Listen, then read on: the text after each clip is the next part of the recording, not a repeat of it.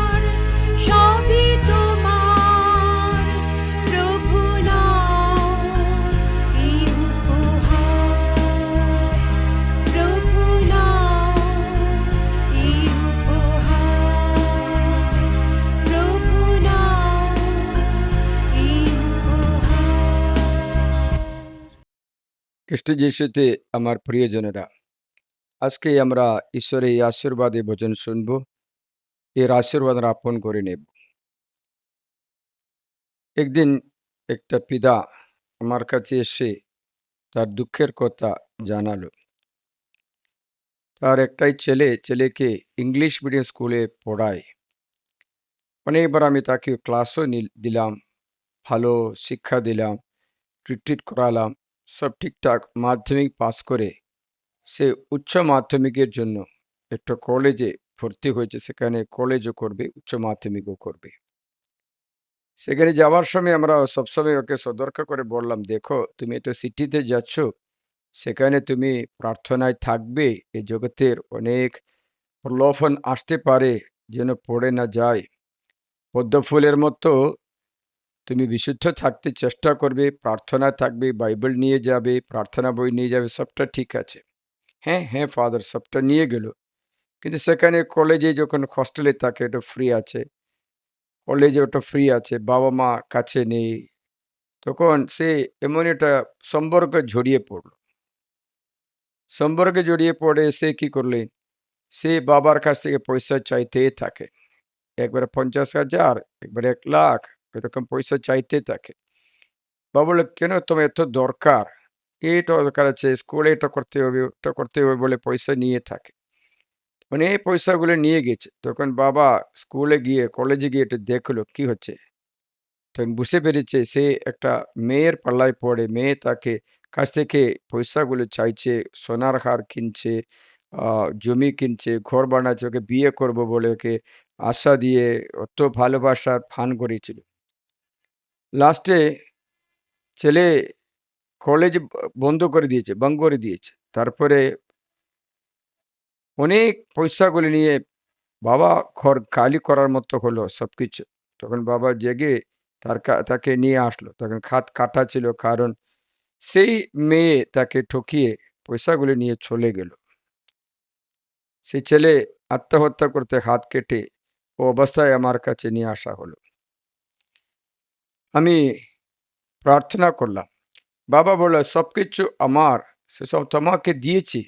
আমি ভাবছিলাম তুমি বিশ্বস্ত ভারপ্রাপ্ত মানুষ হবে, একটাই ছেলে, আমার অনেক সম্পত্তি, সবকিছু দিলাম, কিন্তু এখন দেখো সম্পত্তিও নষ্ট, ছেলেও নষ্ট করছে ফাদার। তাকে কোনো রকম বাদশাহ বলল। এই বাইবেলে আমরা যিশুর কথা শুনলে, আমাদের সৃষ্টি করে ঈশ্বর, আমাদের সৃষ্টি করে সবকিছু আমাদের দান করেছে। আশ্চর্য বিষয় হচ্ছে, ঈশ্বর সবকিছুই আমাদের হাতে সঁপে দিয়েছে। বাইবেলে এই বচনটা শুনবে, সৃষ্টির পরে তারই হাতে সবকিছু সঁপে দিয়েছে। আদি পুস্তকে ঈশ্বর বলেছেন, পরমেশ্বর এই বচনটা শুনবে, বললেন, এসো আমরা আমাদের আপন প্রতিমূর্তিতে, আমাদের আপন সাদৃশ্য অনুসারে মানুষ নির্মাণ করে, তারা সমুদ্রে মাছের উপরে, আকাশে পাখিদের উপরে, যুগবাদী পশুর উপরে, গোটা পৃথিবীর উপরে, মাটির উপরে, বাটির বুকে চড়ে যত সরীসৃপের উপরে প্রভুত্ব করুক। এই পুরা অধিকার দিয়েছে, সমস্ত অধিকার, মাটি, জলে, সমুদ্রে, কোথাও জন্তু, পশু, পাখি, সবকিছুর উপর ঈশ্বরের অধিকার এটাই দিয়েছে। তারপরে অধ্যায় আমরা 2-তে 15 পথে শুনি, ঈশ্বর পরমেশ্বর মানুষকে নিয়ে এদেন বাগানে রাখলেন, যেন সে মাটি চাষ করে, বাগানে দেখাশোনা করে, সমস্ত দায়িত্ব দিল। আবার আমরা দেখছি ঈশ্বর মানুষকে এত অধিকার এবং জ্ঞান, প্রজ্ঞা, শক্তি দান করার কথা। এ কথা আপনাকে শোনাচ্ছি বাইবেল থেকে, বেনসের 17 অধ্যায় থেকে শোনাচ্ছি। সেখানে ঈশ্বর মানুষকে সৃষ্টি করলেন, তাকে শক্তিমণ্ডিত, 3 থেকে শক্তিমণ্ডিত করলেন, তিনি নিজেই যেমন শক্তিমণ্ডিত। প্রভু মানুষকে মাটি থেকে সৃষ্টি করলেন, আবার সেই মাটিতে তাকে ফিরিয়ে দেবেন। তিনি মানুষকে কতগুলো দিন ও কাল না দিলেন, পৃথিবীর উপরে যা কিছু আছে তাদের উপর অধিকার তাকে দিলেন, সবকিছুর অধিকার। ঈশ্বরের মাত্র ছিল অধিকার। তাকে শক্তিমণ্ডিত করলেন, তিনি নিজেই যেমন শক্তিমণ্ডিত, নিজের প্রতিমূর্তিতে তাকে গড়লেন। প্রতিটি প্রাণীর মধ্যে তিনি মানুষের প্রতি ভয় সঞ্চার করলেন। কত অধিকার, কত শক্তি দান করে। তারপরে যখন ঈশ্বরের বাণী পূর্ণ হয়, ঈশ্বর বলেছেন, বাইবেলে একটা বাণী আছে, লুকার মঙ্গল সমাজ অধ্যায় 15:30, তিনি তাকে বললেন, বৎস, তুমি সবসময় আমার সঙ্গেই আছো, আর যা কিছু আমার তা সবই তোমার। যা কিছু আমার সে ছবি তোমার। পিতা ঈশ্বর আমাদের সৃষ্টি করে চাপ স্বর্গের সমস্ত সম্পত্তি, পৃথিবীর সবকে অধিকার সম্পত্তি মানুষের হাতে দিয়েছে। যা কিছু আমার সে তোমার, সবকিছু তোমারই, তুমি সবসময় আমার সঙ্গে আছো। বাইবেল বলছে, যখন মঙ্গল সমাজের অধ্যায় 17-তে পথ 10-এ লেখা আছে, যা কিছু আমার তা সমস্তই তোমার, এবং যা তোমার তা আমার, এবং এইভাবে আমি তাদের অন্তরে গৌরবান্বিত। দেখো, যা কিছু আমার তা সমস্তই তোমার। ঈশ্বরের তো আমাদের বিশ্বাস করে আমাদের হাতে সবকিছুর দিয়ে দিয়েছে, অধিকার, বৈভব সবকিছু দিয়ে দিয়েছেন। এমনকি মানুষকে মনুষ্যপুত্র ঈশ্বর সন্তান রূপে সৃষ্টি করেছে। ঈশ্বরের পুত্র মানে স্বর্গের অবকাশী, পৃথিবীর অধিকারী, সবকিছু দান করে সৃষ্টি করেছে। এই ছেলের মতো আমরা কি করি জানো? আমরা কারো সম্পর্কে পড়ে এ সবকিছু আমাদের কাছে লুট করা হয়ে, আমরা লুট করা হয়ে সবকিছু কালি করে দুঃসহ অবস্থায় পড়ে রয়েছে।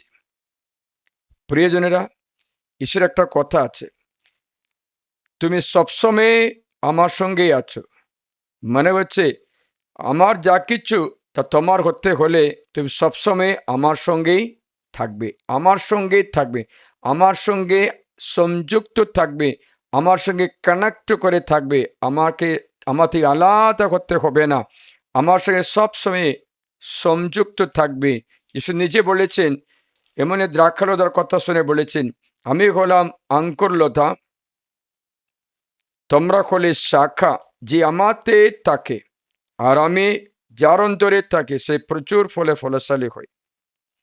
কেননা আমার বাইরে থাকলে তোমরা কিছুই করতে পারো না। আমি আজকে রিট্রিটের সময় জিজ্ঞাসা করলাম, তোমরা কতজন বাইবেল আজকে স্পর্শ করলো? মোটামুটি 210 জন মতো, 250 জনের মতো ছিল। এর মধ্যে অল্পজন মাত্র হাত তুলো। আমি জিজ্ঞাসা করলাম, গতকাল কতজন বাইবেল তুলেছে, বাইবেল হাতে নিয়ে পড়েছে? কয়েকজন, 2-5 জন হাত তুলে। আবার এর আগের দিনে ইয়েরা ঈশ্বরের সঙ্গে কানেক্ট করছেন। আমি ওদের জিজ্ঞাসা করলাম, তোমরা কতজন আজকে মোবাইল স্পর্শ করেছে? সবাই মোবাইল স্পর্শ করেছে। গতকাল কতজন মোবাইল স্পর্শ করেছে? সবাই মোবাইল স্পর্শ করে ব্যবহার। এর আগের দিন বৃহস্পতিবারে, বুধবারে, মঙ্গলবারে, সোমবারে, রবিবারে, শনিবারে, শুক্রবারে বা সকলে সব দিনে মোবাইল স্পর্শ করেছে, মোবাইল দেখছে, পড়ছে। কিন্তু বাইবেল এরা স্পর্শ করেনি, পড়েনি, কানেক্ট করেনি।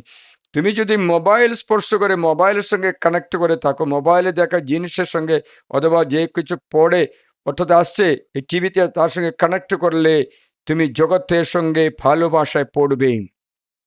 বাইবেল বলছে তুমি যার সঙ্গে কানেক্ট করছো, সম্পর্ক যে তার মতো তোমার কানেক্ট হয়ে যাবে। বাইবেল বলছে তার জন্য জগতের সঙ্গে বন্ধুত্ব হয়ে যাবে।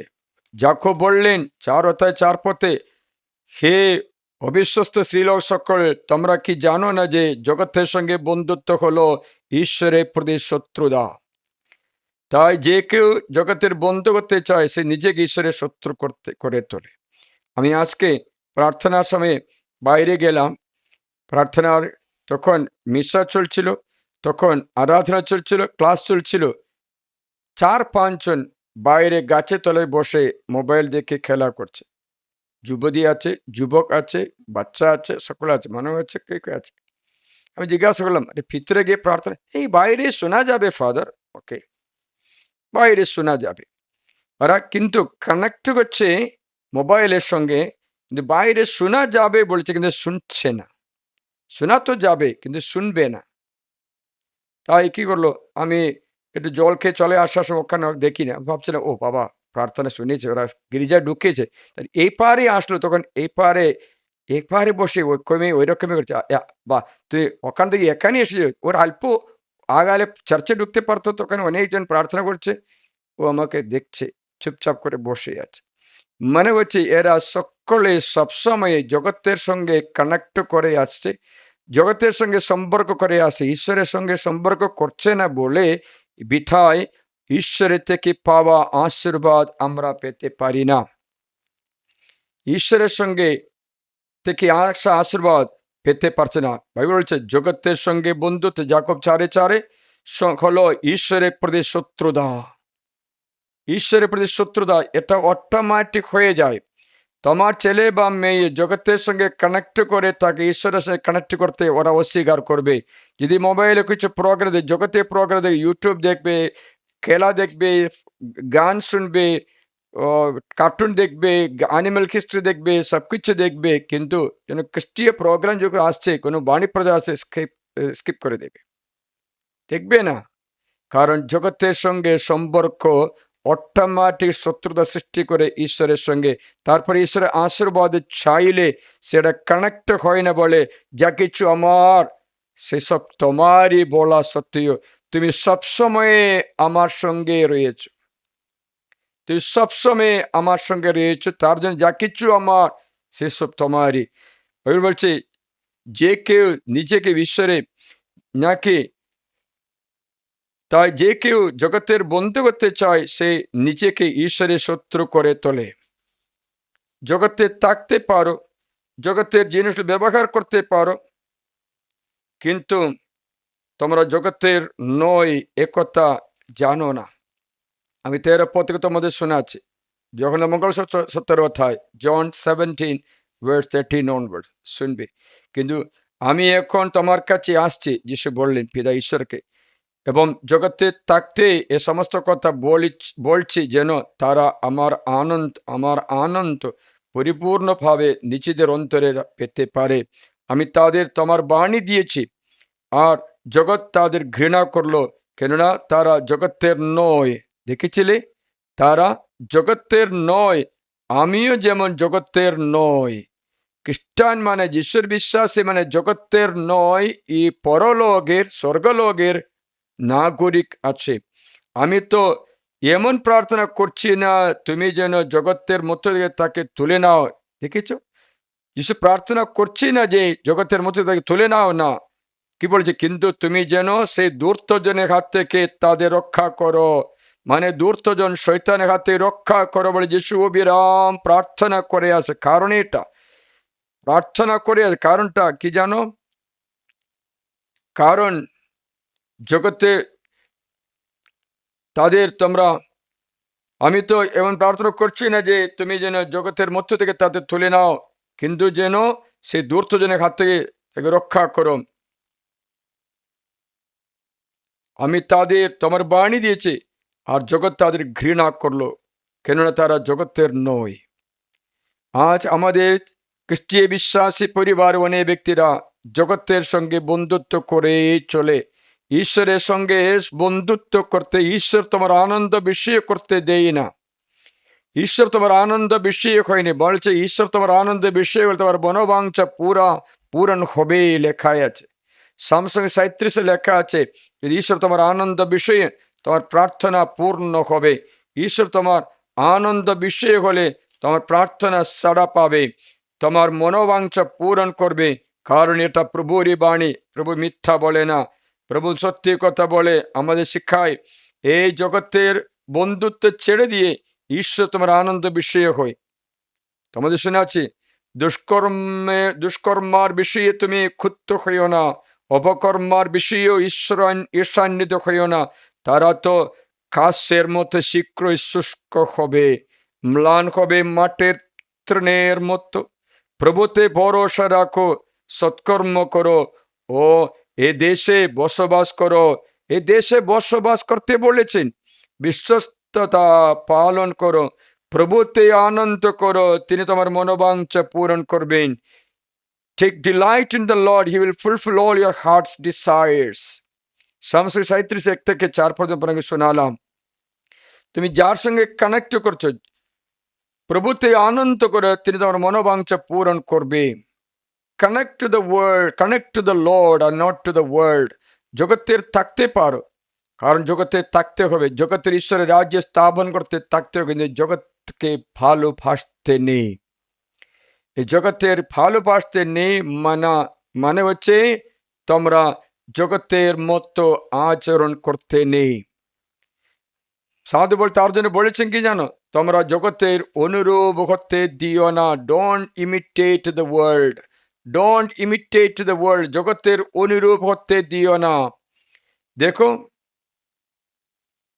রোমিও 12:2, তোমরা এই যুগধর্মের অনুরূপ হইও না, বরং মনের নবীকরণ দ্বারা নিজেদের রূপান্তরিত করো, যেন নির্ণয় করতে পারো ঈশ্বরের ইচ্ছাকে, কি বা শ্রেয় গ্রহণীয় নিখুঁত।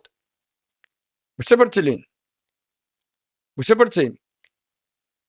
এই যুগধর্মী অনুরূপ হইও না, বরং মনের নবীকরণ দ্বারা নিজেদের রূপান্তরিত করো, যেন নির্ণয় করতে পারো ঈশ্বরের ইচ্ছাকে, কি বা শ্রেয় গ্রহণীয় নিখুঁত। মানে হচ্ছে জগতের যুগধর্মের অনুরূপ হইও না।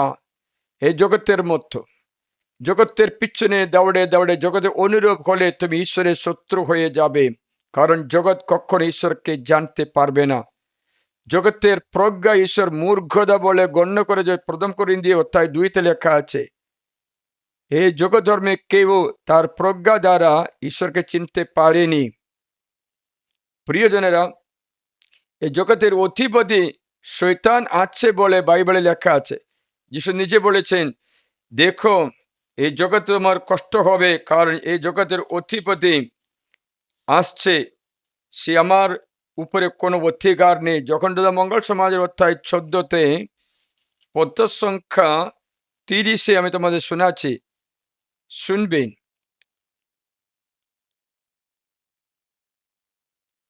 আমি তোমাদের সঙ্গে আর বেশিক্ষণ কথা বলবো না, কারণ এই জগতের অধিপতি আসছে। The Prince of the world is coming. তো জগতের বন্ধুত্ব মানে হচ্ছে শয়তানের সঙ্গে সহভাগিতা করা। জগতের বন্ধুত্ব মানে শয়তানের প্রলোভনের মধ্যে থাকা।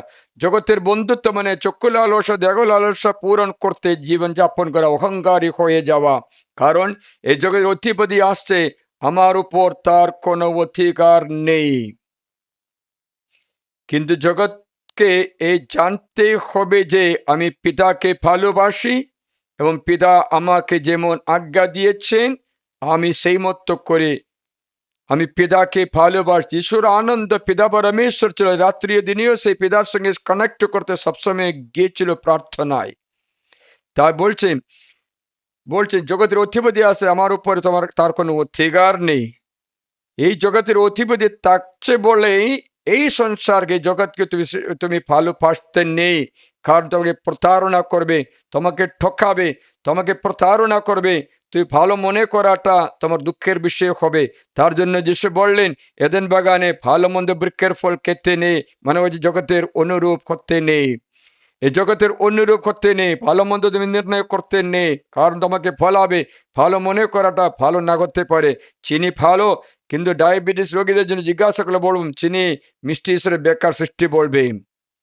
প্রিয়জনেরা, তেল ভালো, তেল আমাদের শরীরে মাখায়, খায়, তেল বাঁচা করে, সবকিছু করে, কিন্তু হাই কোলেস্ট্রল থাকা ব্যক্তি জিজ্ঞাসা করে দেখো তেল ভালো, তেল তাকে ক্ষতি করে। তেমনি লবণও ভালো, কিন্তু যাদের হাই প্রেশার আছে তাকে জিজ্ঞাসা করে লবণ খেলে কি হবে, ও মরে যাবে, ক্ষতি করে।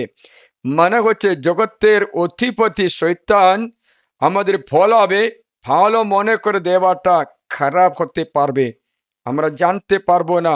তার জন্য ঈশ্বর বলে যে জগৎ বা জগতের কোনো কিছু আমরা ভালোবাসো না। তোমার ভালোবাসার বিষয়, তোমার কানেক্ট করা বিষয় ঈশ্বর মাত্র যেন থাকে। আজকে আমরা কখনো ঈশ্বরের সঙ্গে কানেক্ট করছি না। সকাল থেকে সন্ধ্যা পর্যন্ত, রাত্রি ঘুমানো পর্যন্ত কাঠের মাথায় পিঠ সাইডে মোবাইল রেখে ঘুমায়, কিন্তু বাইবেল রেখে ঘুমাবে না। সকালে উঠলে আগে মোবাইল দেখে বাইবেল খুলে না, মানে তুই কানেক্ট করছে জগতের সঙ্গে, ঈশ্বরের সঙ্গে নেই। একদিন একটা মা বলল আমার বাচ্চা দুধ খাবে না ফাদার, বুকের দুধ খাওয়াতে গেলে ওকে মোবাইল দেখাতে হবে। আমি বললাম বাচ্চা এত জ্ঞানী, মাতৃগর্ভ থেকে মোবাইল দেখিয়ে আসছে কিনা, তাই মোবাইল না দেখলে দুধ খাবে না বলে। প্রিয়জন, তোমরা পিতা মাতারা যদি মোবাইলে আসক্ত না করতো, মোবাইল না দেখতো, তাহলে বাচ্চা কি করে জানতে পারে মোবাইল কি? তাই পিতা মাতারা কানেক্ট করছে, সম্পর্ক রাখছে মোবাইলের সঙ্গে, জগতের সঙ্গে, টিভির সঙ্গে কানেকশন করে থাকে অবিরাম। তুমি সবসময়ের মতো মোবাইলের সঙ্গে কানেক্ট করে থাকার, তোমার ছেলে মেয়ে কি করে মোবাইল বিনা থাকতে পারবে? বাইবেল বলছেন মোবাইল ভালো জিনিস আছে, ব্যবহার করতে হবে। ব্যবহার না করে আজ জগতে কেউ বাস করতে পারবে না মনে হয়, কারণ এত মানুষের শরীরে ভাগ হয়ে গেল, অঙ্গ হয়ে গেল। কিন্তু এই যন্ত্রপাতির ব্যবহারে আমরা শ্রদ্ধা না করলে যন্ত্রপাতি নিজে আমাদের বিনাশ ঘটাবে, এটা সত্যি কথা। তার জন্য এই ছেলে এই মেয়ে খাবার খেতে মোবাইল দেখাতে হবে। হ্যাঁ ফাদার মোবাইল দিয়ে আমার বাচ্চা শান্ত হয়ে বসবে, আমি অনেক কাজ করতে পারে, শান্ত না। মোবাইলের সঙ্গে কানেক্ট করা ব্যক্তি শয়তানের সঙ্গে কানেক্ট করে, তাকে শয়তান প্রথমে শান্ত করতে দেবে। জুদাস কারিয়তকে 33 বছর যিশু বয়স করার সময় ও 3 বছর জুদাস কারিয়ত শান্ত করতে দিল, কিন্তু একবার যিশুকে ত্যাগ করার পর জুদাস কোনো শান্তি পাচ্ছে না, আত্মহত্যা করতে গেল। একবার যিশুকে ছেড়ে দেওয়ার পর, যে শত্রুকে তুলে দেওয়ার, জুদাস কোনো কানেকশন নেই ঈশ্বরের সঙ্গে। তারপরে শয়তানের সঙ্গে কানেক্টেড হওয়ার পর তার কোনো মনে শান্তি নেই। অনেক পিতা মাতারা নিজের ছেলে মেয়েদের ভবিষ্যতের জন্য চিন্তিত হয়ে কান্নাকাটি করে, কারণ তারা কানেক্ট হয়ে যাচ্ছে তার ছেলে মেয়েকে জগতের সঙ্গে, ঈশ্বরের সঙ্গে, ঊর্ধ্বলোকের সঙ্গে কানেকশন করে দেয়নি। তাদের শেখায়নি বাইবেল পড়তে, দুধ খাওয়ানোর সঙ্গে বাইবেল শিখানোর জন্য চেষ্টা করিনি, অথবা ঈশ্বরের সঙ্গে কানেক্ট করে দেয়নি বলে আজকে ছেলে মোবাইলের সঙ্গে, নারীর সঙ্গে, কোনো কারো ব্যক্তির সঙ্গে বসে কানেক্ট হয়ে যায়, তাদের সঙ্গে অনুরূপ হয়ে যায়। এই জগতের অনুরূপ হলে ঈশ্বরের শত্রু হয়ে যাবে, জগতের অনুরূপ হলে ঈশ্বরের শত্রু হয়ে যাবে। তার জন্য ঈশ্বর ঠিক বলেছেন, প্রথম পত্র অধ্যায় 2তে 15তে লেখা আছে, প্রথম যখন অধ্যায় 2, 15 অথবা 16, 17 শুনি, জগৎ বা জগতের কোনো কিছু তোমরা ভালোবাসো না। জগৎ বা জগতের কোনো কিছু তোমরা ভালোবাসো না। কেউ যদি জগৎকে ভালোবাসে তাহলে পিতার ভালোবাসার অন্তরে নেই। কেননা জগতের যা কিছু আছে, দেখো লালসা, চক্ষু লালসা, ঐশ্বর্যের দম্ভ, দেখো জগতের কি আছে। কেন যিশু বলে জগতে ভালোবাসতে নেই? চক্ষু লালসা, দেহ লালসা, অহংকার, ঐশ্বর্যের দম্ভ, এসব কিছু জগৎ থেকে উদ্গত। জগৎ থেকে আসছে এটা, তার জন্য এটা ভালোবাসতে নেই বলেছে। জগতে বাস করতে নেই ঈশ্বর বলেনি, জগতে জিনিস ব্যবহার করতে নেই ঈশ্বর বলেনি। ব্যবহার করো, বাস করো, কিন্তু দূর্থজনের স্পর্শ থেকে দূরে থাকো। এর মধ্যে তুমি আকর্ষিত হয়ে তুমি টিউশনে পাঠাও রবিবারে, কিন্তু পাঠায় না ক্যাটেকিজম শিখতে বাচ্চাকে, রবিবারে মিশা করতে পাঠায় না, কাজ করতে পাঠায়। মানে হচ্ছে তুমি কানেক্ট করতে প্রভুর দিনেও অন্য কারো সঙ্গে, জগতের সঙ্গে বন্ধুত্ব হলো, ঈশ্বরের সঙ্গে শত্রুতা হবে। জগতের কি আছে? চক্ষু লালসা। আজকে শয়তানি ফাঁদ নিয়ে অনেক ব্যক্তিদের ধরেছে, সকাল থেকে সন্ধ্যা পর্যন্ত চক্ষু লালসা জন্ম করে দিই। তারপর দিয়ে কোনো ব্যক্তিকে তাকালেও খারাপ চিন্তা আসছে। একজন বল, আমার মাকে দেখলে আমার মনে খারাপ চিন্তা আসছে বলছে। কি ব্যবহার এটা? আমার বোনকে দেখতে পারছে না বলছে, দেখলে আমার মনে খারাপ চিন্তা আসছে বলেছে।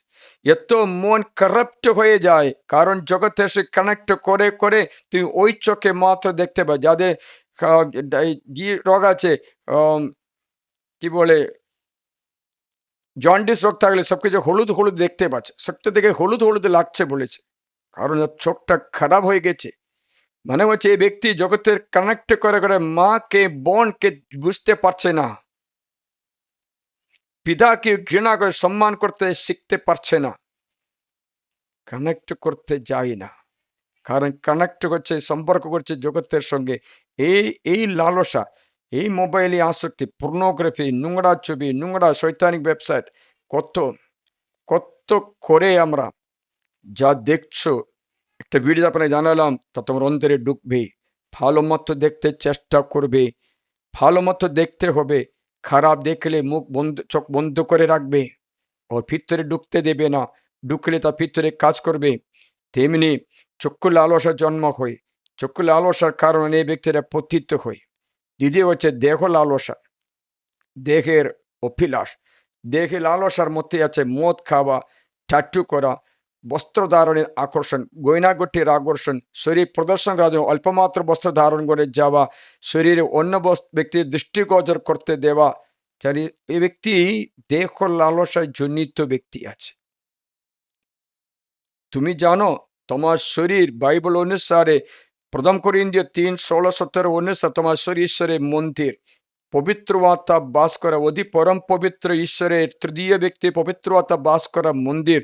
যিশু বলেছেন, আমিও আমার পিতাও সেখানে বাস করবে, আমরা এসে বাস করব। এই বাস করা শরীর এত মন্দির, পবিত্র পরম পবিত্র শরীর মন্দিরে দুষ্টজনের সঙ্গে কানেক্ট করে খারাপ করে দিতে পারে, খারাপ করে দিতে পারে। কত সুন্দর জল থাকলে কাক যদি পা দিলে খারাপ হয়ে যায়। সুন্দর স্ফটিকের মতো সুন্দর জল থাকে, কিন্তু কাক পা দিয়েছে তাদের খারাপ হয়ে যাবে। প্রিয়জনেরা, এই খারাপ বন্ধুত্বের খাদিরে অনেক ব্যক্তিদের চরিত্র পর্যন্ত নষ্ট করে, তারা চটপট করে। যাদের সঙ্গে কানেক্ট করছে তার মতো তোমার চরিত্র হবে, তার বন্ধুত্ব তার মতো হবে। সাপ সাপড়োকে কামড়াবে বলেছিল। প্রিয়জন, তার জন্য ঈশ্বর বলেছে, জগতের কোনো কিছু তোমরা ভালোবাসো না, ভালোবাসলে ঈশ্বরের ভালোবাসা আমাদের নেই। দেহ লালসার জন্ম হবে, দেহ লালসা সঞ্চয় রাখতে পারবে না। পরে এ দেহ তোমাকে নিয়ন্ত্রণ করতে শুরু করবে, দেহ তোমাকে নিয়ন্ত্রণ করতে শুরু করবে। তুমি অতিরিক্ত খাবার খেতে শুরু করবে, অথবা তুমি দেহের সৌন্দর্যের জন্য ডাইটিং করতে শুরু করবে।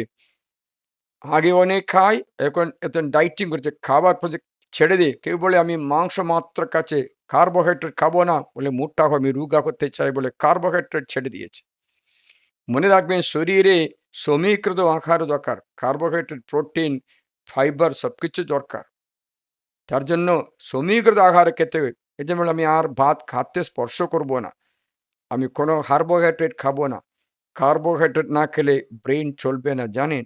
আপনি সাইন্টিফিক ডক্টরকে জিজ্ঞাসা করে দেখুন, কার্বোহাইড্রেট না খেলে ব্রেন চলবে না। ব্রেনের জন্য কার্বোহাইড্রেট দরকার, প্রোটিন না।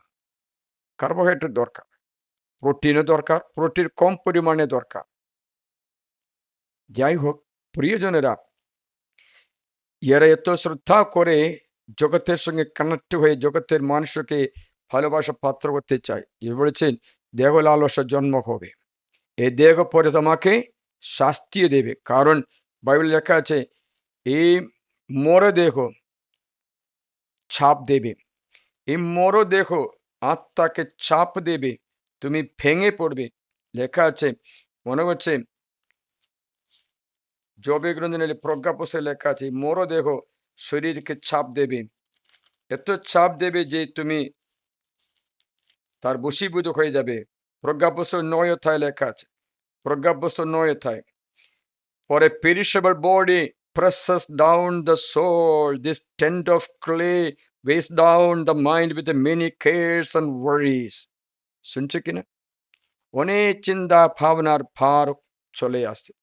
বৃথায় নাকি বাইবেল আমাদের চেতাবনী দিচ্ছে, সতর্ক করে দিচ্ছে। প্রজ্ঞা পুস্তকের 9 অধ্যায়ে এই বচনটা শুনবে। মনে করছে আমি তোমাদের শোনাচ্ছি 15 পদ, বাংলাতে কোন পত্র দেখি। 9 অধ্যায়ে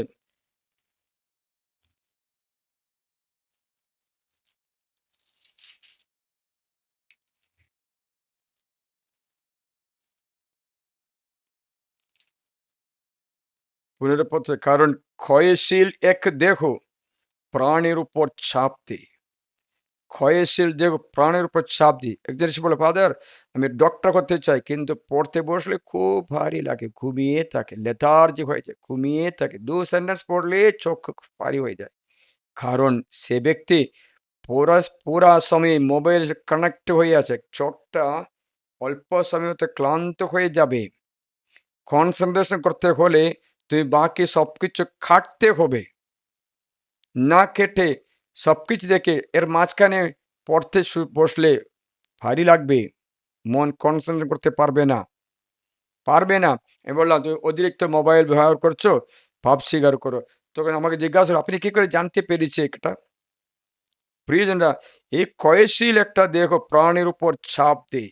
মাটির এক তাবু, শরীরকে বলে মাটির তাবু, মনের ও তার বহু ভাবনার জন্যে ভারী বোঝা।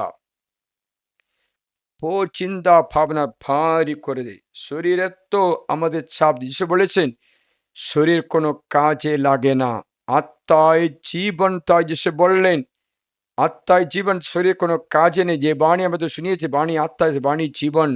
যখন মঙ্গল সমাজে 6:63 পথে, জন চ্যাপ্টার 6:63, আত্মায় জীবন। তাই মানে যে আত্মা যা বলে শরীর শুনতে হবে, তবে মাত্রই ভালো মতো জীবন যাপন করতে পারো। কিন্তু শরীর যা বলে যদি আত্মা শুনে, তবে শরীর আত্মার উপরে রাজত্ব করবে, আত্মাকে চেপে দেবে। তখন আত্মা মরে যাবে অথবা শক্তিহীন হয়ে যাবে।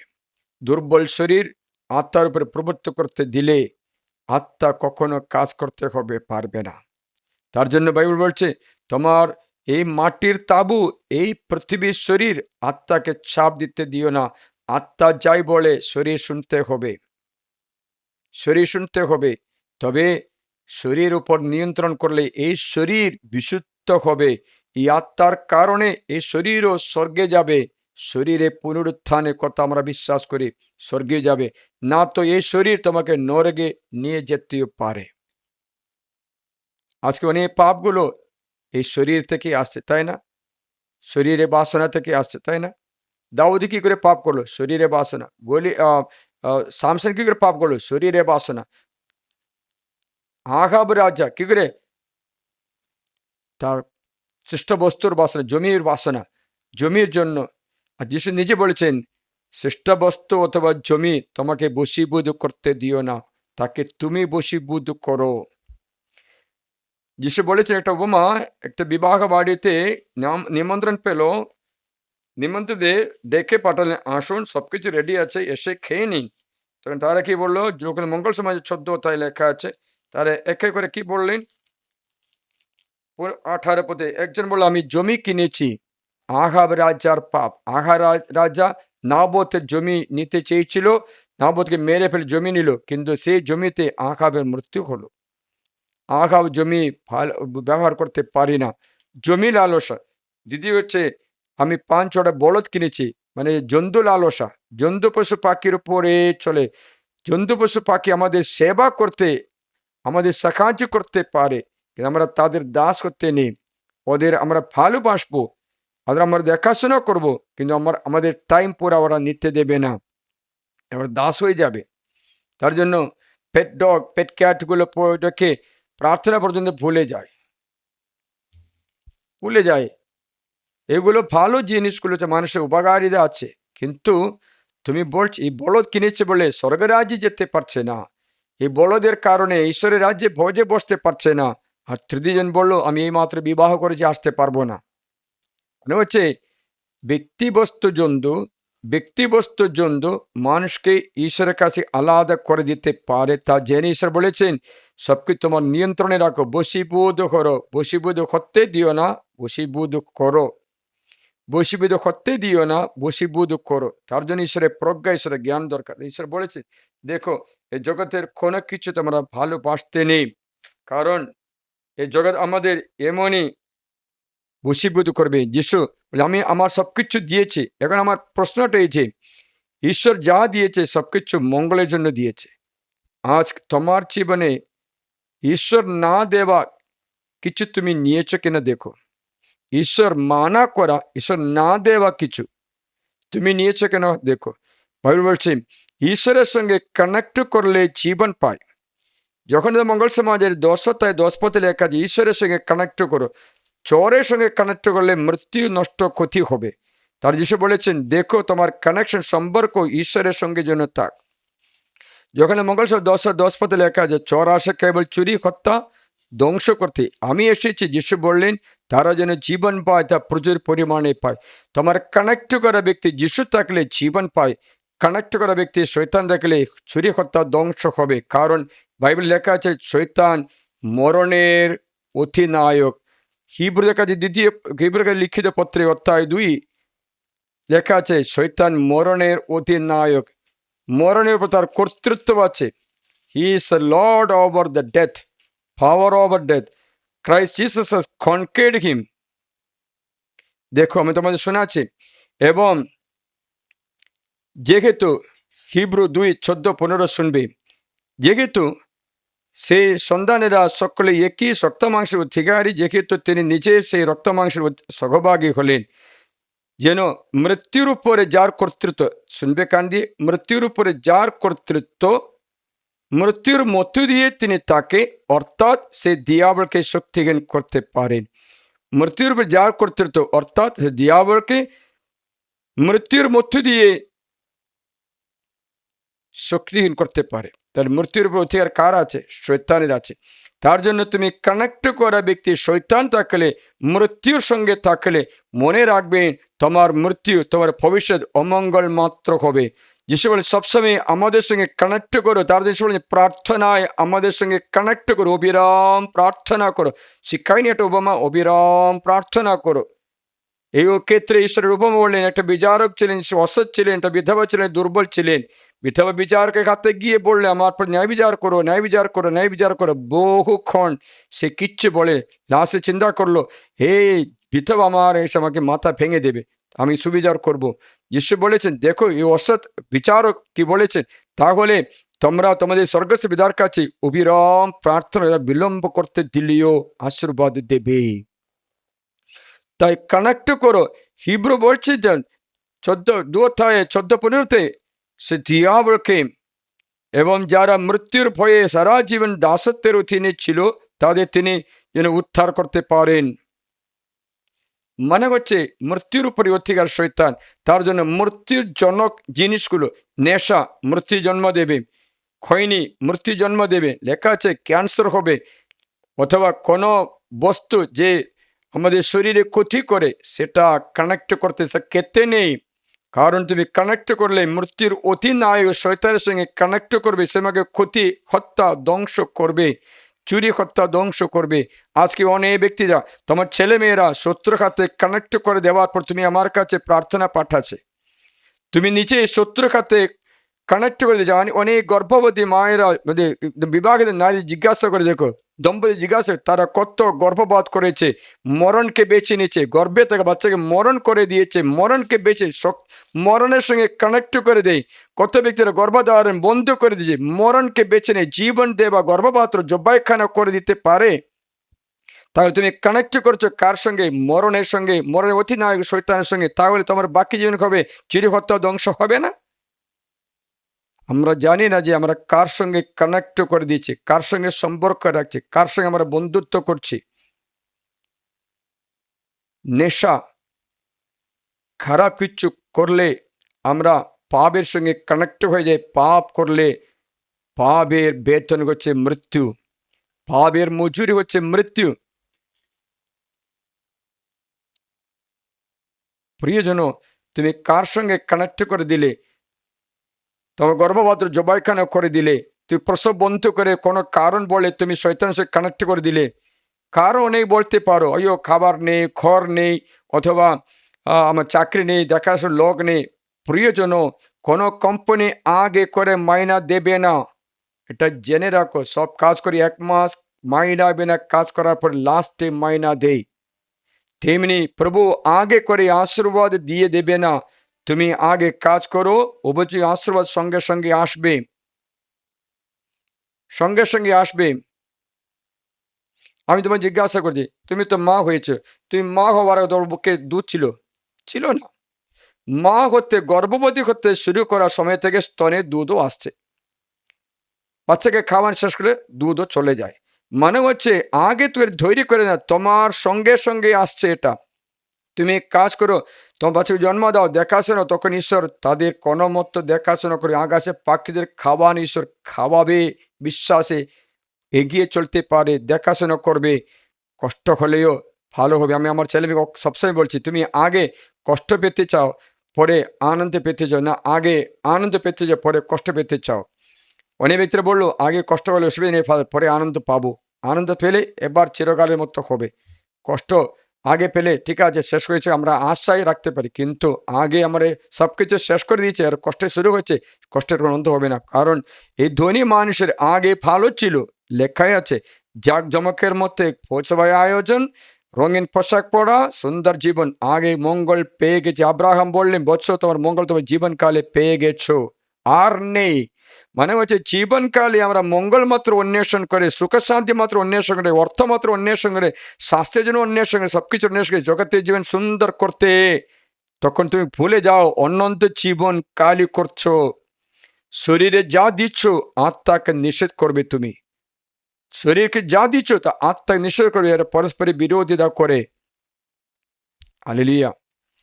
অনন্ত জীবনের জন্য কিচ্ছু জুগিয়ে না রেখে আমরা জীবন যাপন করে লাস্টে আমরা কি করব? আজকে আমাদের অনেক ছেলে মেয়েদের দুঃখের কারণও আমরা জীবনকে স্বাগত জানাই না, আমাদের ছেলে মেয়েকে মরণের সঙ্গে কানেক্ট করে দিলে। মোবাইল কিনে দেবে কিন্তু বাইবেল কিনে দিচ্ছে না, মোবাইল ব্যবহার করে রোজ, বাইবেল বোঝ ব্যবহার করবে না। মানে জীবনের সঙ্গে কানেক্ট করা, প্রার্থনা, গির্জা, বাইবেল, প্রার্থনা, শুশ্রূষা সবকিছু কানেক্ট করে থাকতে হবে জীবনে সবসময়। তার আমি বললাম রিটেশনরে এসে প্রার্থনা করো, 2 দিন থাকো, প্রার্থনা করো, কারণ চার্চে যাও, কমিউনিয়ন গ্রহণ করো, কানেক্ট করে দাও, যিশুকে ভালোবাসতে শুরু করো, তবে তোমার জীবন মঙ্গল হবে, মঙ্গল হবে। প্রিয়জনেরা, আর কেউ কি আছে কখনো কখনো প্রার্থনা করে, কখনো কখনো প্রার্থনা করছে না, কখনো গির্জায় যায়, কখনো যায় না, কোনোদিন প্রার্থনা, কোনোদিন প্রার্থনা নেই। আমি বলছি ওই রকম ব্যক্তিরা সবকিছু নষ্ট করে দেবে। কারণ এই কারেন্টের মতো কানেকশন অবিরাম করলে মাত্র বাল্ব জ্বলবে। যদি কারেন্ট আসতে যাচ্ছে করলে 2-3-4 বার করলে বাল্বটা ফিউজ হয়ে যাবে। আমার একটা সুন্দর কিবোর্ড ছিল, আমি লক্ষ্মীপুর গ্রামে বাণী প্রচার করতে নিয়ে গেলাম, সুন্দরভাবে সেখানে চালু করে সেখানে কারেন্ট চলে গেলো, কারেন্ট চলে গেলো, কারেন্ট আসলো, আমার কিবোর্ড পুড়িয়ে গেল, পুরা 1 লাখ টাকা উড়িয়ে গেল। মানে হচ্ছে মেশিন খারাপ করে দিয়েছে, আমার কম্পিউটার খারাপ করে দিল। কারণ স্টাবিলিটি দরকার। মানে হচ্ছে তুমি কখনো প্রার্থনা করছো, কখনো পাবো করে, সে ব্যক্তির জিরো, কোনো নেগেটিভ এনার্জি মাত্র আছে, পজিটিভ কিচ্ছু নেই, জিরো। সেটা জানতে জন্য সামান্য বুদ্ধি যেন হয়ে যায়। প্রার্থনা করো, প্রভুর কাছে কানেক্ট করে দাও সবসময়, সবসময়। প্রিয়জন, না তো তুমি নিজের মেশিন খারাপ করবে। 99 সৎকর্ম করা সত্ত্বে কখনো 99 সৎকর্মকে বাতিল করতে পারবে। যিশু বলেছেন আমার সঙ্গে কানেক্ট করো, আমার কাছে এসো। যিশু বলে তুমি সবসময় আমার মধ্যে আছো, তার জন্য আমার যা কিছু সেসব তোমারই। না তো তুমি ওই ছেলের মতো সবকিছু বাবার কাছে নিয়ে বান্ধবীকে দিয়ে বান্ধবী সব নিয়ে গিয়ে পালিয়ে গেল, পরে তুমি হাত কেটে আত্মহত্যা করলো। মানে হচ্ছে বাবাকে সম্পত্তি নষ্ট, ছেলেও নষ্ট হয়ে গেছে। কি জানি স্বর্গস্থ পিতা আছে আমার জন্য তোমার কত কান্নাকাটি করে, কত দেওয়া আশীর্বাদ শয়তানকে দিয়ে দিয়েছে, কত স্বাস্থ্য শয়তানের কাছে ছেড়ে দিয়ে নষ্ট করে দিয়েছে, কত অনুগ্রহ আমরা নষ্ট করে দিই। আজকে কানেক্ট করি ঈশ্বরের সঙ্গে সম্পর্ক রাখি। তাই আসুন আমরা আরাধনা করি, প্রভুর সঙ্গে আমরা অবিরাম সম্পর্ক করতে চেষ্টা করি।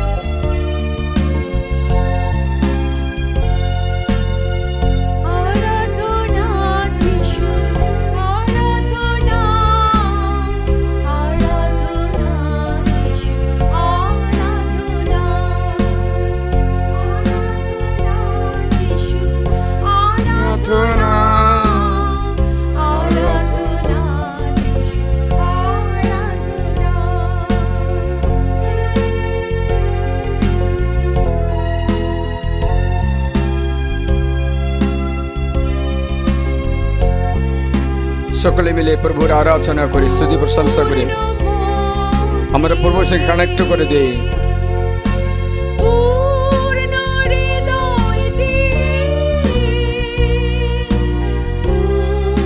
আমাদের অনুগ্রহ আমরা ফেরত চাই প্রভু, এবার আমরা তোমার সঙ্গে কানেক্ট করতে চাই প্রভু, সম্পর্ক রাখতে চাই। তুমি জীবন, তুমি পুনরুত্থান, তুমি প্রকৃত রাক্ষলতা। তুই বলেছিলে শাখা প্রশাখা ফল ফলাতে পারে আমার সঙ্গে থাকলে। আমাদের সকলকে টেনে না প্রভু তোমার দিকে, যেন আমরা তোমাকে ভালোবাসতে পারি, আরাধনা করতে পারি।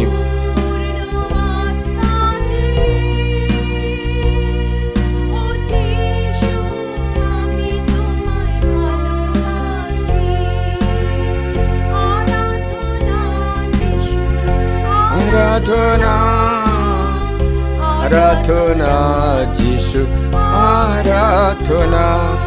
আমাদের ছেলে মেয়েদের প্রার্থনায় ঝুঁকিয়ে দাও, এই ভিডিও দিয়ে আমরা প্রভুর সঙ্গে কানেক্ট করতে চেষ্টা করো।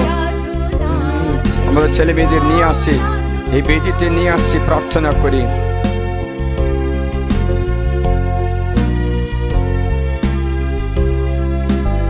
প্রভু যিশু আমাদের প্রতি দয়া করো, দ্রাক্ষলতা শাখা সংযুক্ত থাকতে কৃপা দান করো। এই জগতে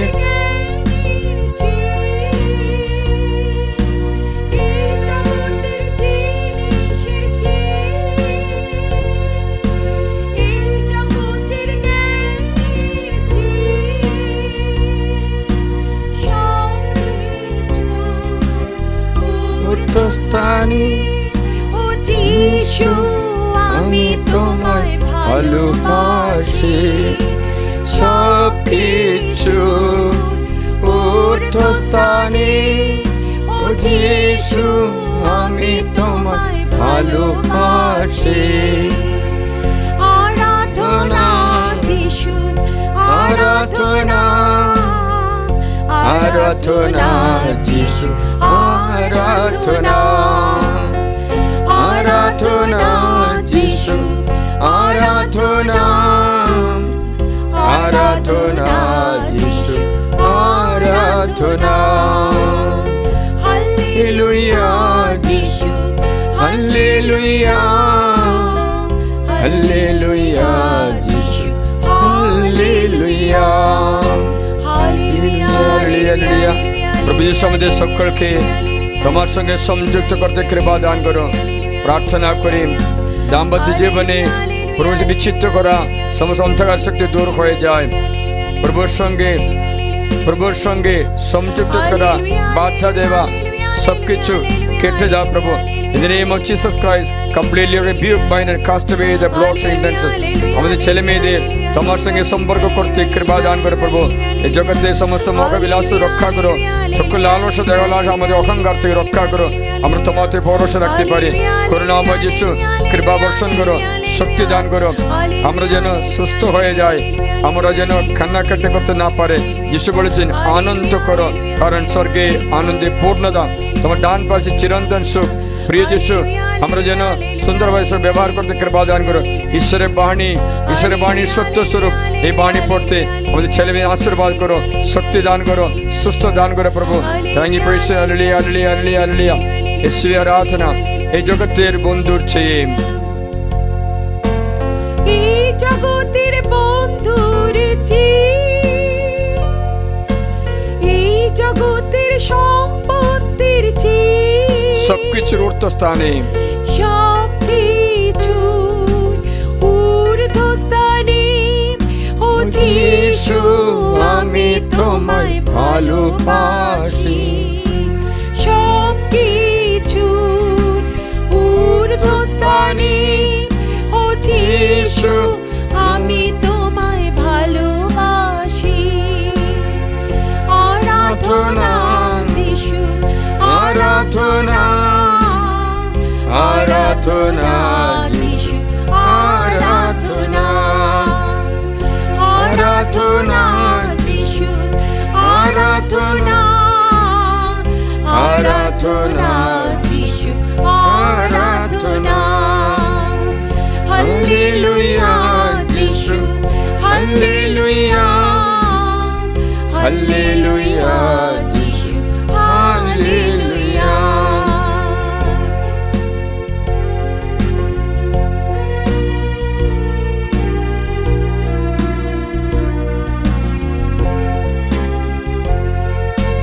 এই জগতের সম্পত্তির চেয়ে,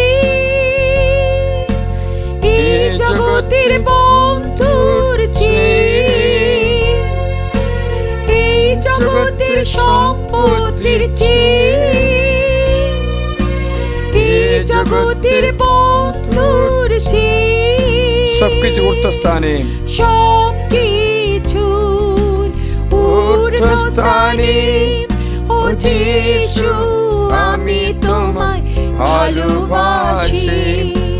সবকিছুর ঊর্ধ্বস্থানে, ও যিশু আমি তোমায় ভালোবাসি। এই জগতের জিনিসের চেয়ে, এই জগতের জিনিসের চেয়ে, এই জগতের জ্ঞানের চেয়েও, এই জগতের জ্ঞানের চেয়ে, এই জগতের জিনিসের চেয়ে, এই জগতের জিনিসের চেয়ে, এই জগতের জ্ঞানের চেয়ে, এই জগতের জ্ঞানের চেয়ে, সবকিছুর ঊর্ধ্বস্থানে, সবকিছুর ঊর্ধ্বস্থানে, এই যিশু আমি তোমাকে ভালোবাসি। আমি তোমায় ভালোবাসি।